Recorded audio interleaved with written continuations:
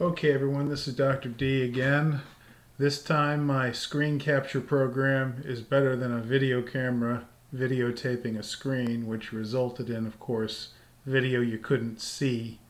Now, I'm going to use the same screens and explain what I was talking about where you can actually follow along. Okay, so basically, this is all from Google. There are several screens. The first is California coronavirus deaths, which gives you this screen from Google. The second is population of the state of California. And third is stats for the state of California for the Centers of Disease Control and Prevention. This will break out the causes of death based on a state, meaning how many people in a year, in this case the year 2017, died of a particular cause in California. So my bottom line issue is the number of people dying from coronavirus, despite the fact that the media makes it sound like it's a huge number, in the state of California is actually relatively small. Fortunately, it's relatively small. If you look at coronavirus deaths, again, this is the screen we were looking at before. In this case, it's several more days have passed. Now it's 2,770 people have died. Now, this is since they started keeping stats in the beginning of March. So really, we're looking at 5 weeks, or not 5 weeks, March, then April, then the first week of May. So we're looking at 9 weeks and or a little over 2 months and 2,770 deaths. And the rough numbers I would say then are about 1,200 people per month are dying in this statistic of coronavirus, which is a large number of people grossly, but the number of, if you look at the state of California's population, 40 million people, 1,200 people is not a lot of people. That's my point. And if you want to compare this, because relativity is everything, you can look at the CDC statistics. Here we are, stats for the state of California from the Centers of Disease Control and Prevention. In this case, the latest statistical year for which the individual states and causes are broken out is 2017. The main screen to look at here is right here, showing you, heart disease kills a ton more people than coronavirus ever will.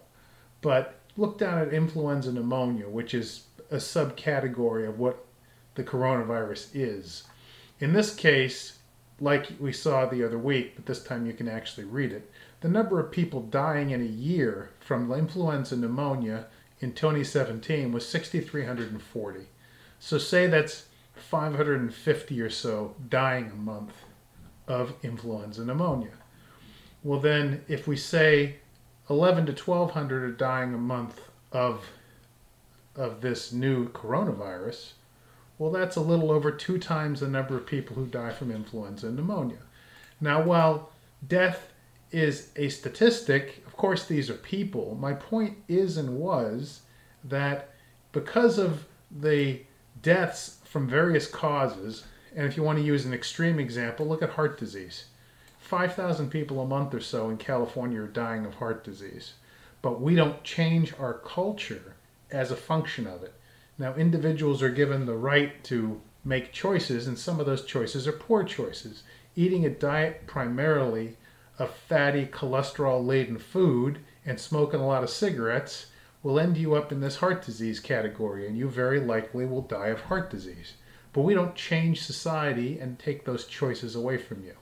In the case of the coronavirus, we have essentially closed down society to the large economic detriment of a large number of people.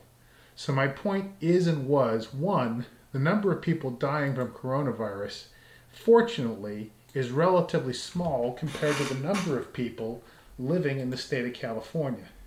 So what does that mean? It means it's time to open up the state and start doing a little bit more in the way of normal economic function, normal social function. Does that mean you don't wear a mask? Of course it doesn't. Wearing a mask is a good idea. Should we be forcing it? I don't know. That's a big question. I wear a mask because it seems to make sense. Should we socially distance? I would recommend you socially distance. But my point is and was, now it is a little more legibly presented, that The number of people dying from coronavirus is fortunately relatively small, and because of it, most people, unless you're incredibly compromised medically, should not be really worried about this. Concerned, yes. Careful, yes. Cautious, yes. But worried to the point of hysteria, no. That is and was my point. Thank you very much.